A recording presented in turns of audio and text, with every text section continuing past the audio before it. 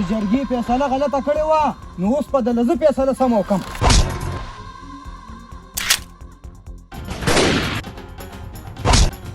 بابا بابا دا یې څه چلې کړو بابا نویدا. السلام علیکم لالا. وعلیکم سلام. یاسین په پټورو چکر وو؟ په پټو مې چکر هم وو لالا، خو یم کاکا نه دي زمونږ په هغه لاندې ځمکې کار چالو کړو. دا څه وایې یاسینه؟ او که نه د کاکا دا جرأت چې نه زمونږ نه تپوس وکړ نه پوښتنه او بغیر اجازته یې پرې کار شروع کړ. ته راځه.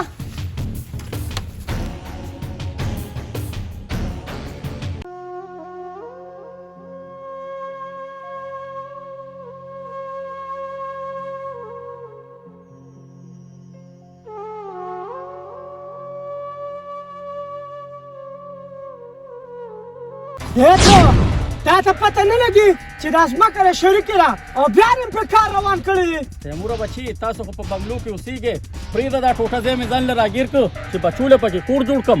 یم ټوټه موټه پرېږده، یو فوټ هم درته نه پرېږدم. دې کې یو شریکې کار دی او دا به په شریکه دي مو. راکوشه دا کار بند کړه. تیموره دا د مشرانو خبرې دي، دا ستا خبرې نه دي. زه خپل کار کوه. تره زم د مشرۍ خاطر کوم، ښه په هغه درته یم چې راکوشه ګورې ښه بدله نه وي. تیموره خبره هسې بدې ته ماړه وه، که زما زامن خبر شو نو ښه بدله نه شي. یم زامن مامن دې پرېږده، خو درته یم چې ښه په رضا راکوشه، هسې نه چې د قوازې نه ښکته راوغورځو. تیموره دا کار خو به زه بند کړم خو ډېره به ته ګرانه شي. تره خو ګرانه ده او خو اسانه ده، خو دا کار به نور نه کېږي. ټیک ده لکه نور کار مه کوې، دا کار بند کړې. خو تیموریا ګورو به یم لاس دې خلاص او توره دې تېره. راکوشه. تیموره بله پیشي به زما ستا د ملک صاحب په حجره کې کېږي. ګورو به چې دا ځمکه د چا رسي. زما ملک صاحب په حجره کې کېږي. راځه لکه.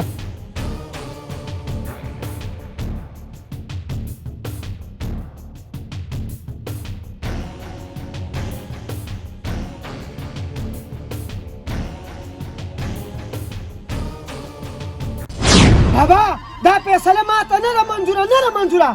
ځکه چې ملک صاحب دا فیصله یو طرفي کړې ده. بچې اوس د ملک په خبره کې موږ څنګه ورشو؟ ملک صاحب دا فیصله کړې ده او که د ملک د فیصلې نه انکار کې بیا به د کلي رسو شرمنده شو.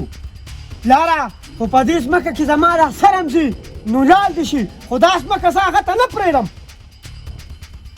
بچې خبره وره، ته خبره وره.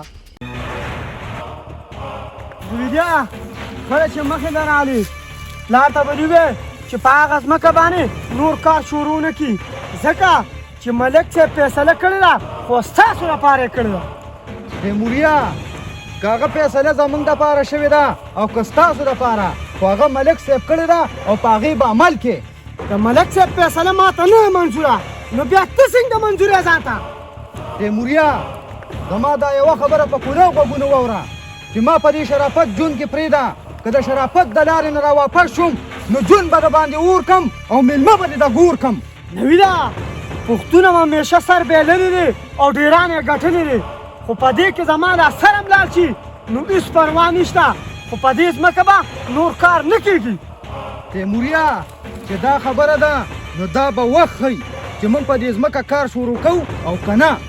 ځه بیا به د وخت سره ګورو. ځه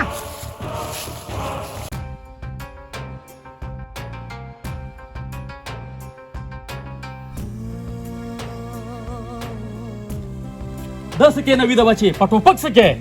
پرېږده بابا، تیموریا هغه ورځ ستا بېعزتي وکړه نو د هغې فیصله جرګې وکړه، اوس یې زما بېعزتي کړې ده، زه به دې تپوس په خپله کوم. نوي ده بچې دا شی موږ سره نه ښایي، موږ ډېر عاجزانان یو، موږ ډېر عاجزانان یو. پرېږده بابا، هغه ته خو ما ډېر ووي چې موږ د شرافت ژوند ته پرېږده، خو هغه زما خبره نه مني، موږ د شرافت ژوند ته نه پرېږدي. ده بچې د هغوی وینې جوش کړی دی، نن دی که سبا دی څوک پې سترګې ورپټوي، ته پې ځان مه بدناموه. پرېږده بابا، نن خو یې اجازت راکړه او یا راله بنګلي راوړه، بنګلي راته فلاس وکړه. خدایه پاکه زما د اولاد له خیر ورکړې. امیم بچي دي، وروڼه مې دي او دا مې هم زوی دی، ورځم ورپسې.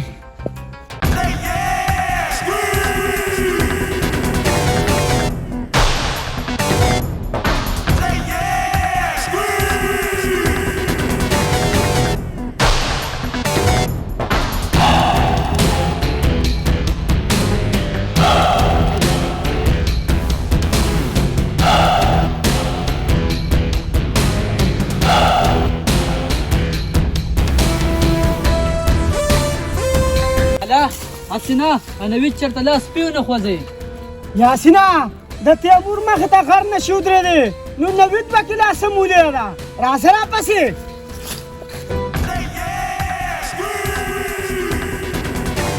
ورا په خیر رالی ستړی مشي تا هم دا غوښتل که نه چې دا شریف نوید د ټوپک راوالي او زمونږ دا کپری دې پې خوري کي نویدیا دا معنا دا ستا پلار غوښتل ځکه چې د شریکې په ځای هغه کار روان کړی د شریکې په ځای هغه کار روان کړی تیموریا خو جرګې فیصله کړې وه تا د جرګې د فیصلې نه انکار کړی دی انکار نویدیا جرګې فیصله کړې وه خو یو طرفي یې کړې وه دا جرګه ما ته نه وه منظوره حضرت تیموریا چې جرګې فیصله غلطه کړې وه نو اوس په دله زه فیصله سمه وکړم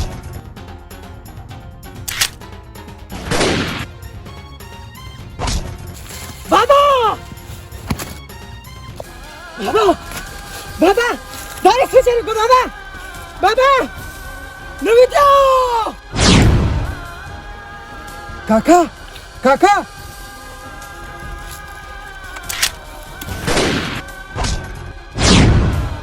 بابا بابا دا دې څه وکړل سترګې وغړه بابا دا بچې زما پروا مه کوه کاکاجي له دې ورمنډه چې مړ دی او که بچ دی بابا بابا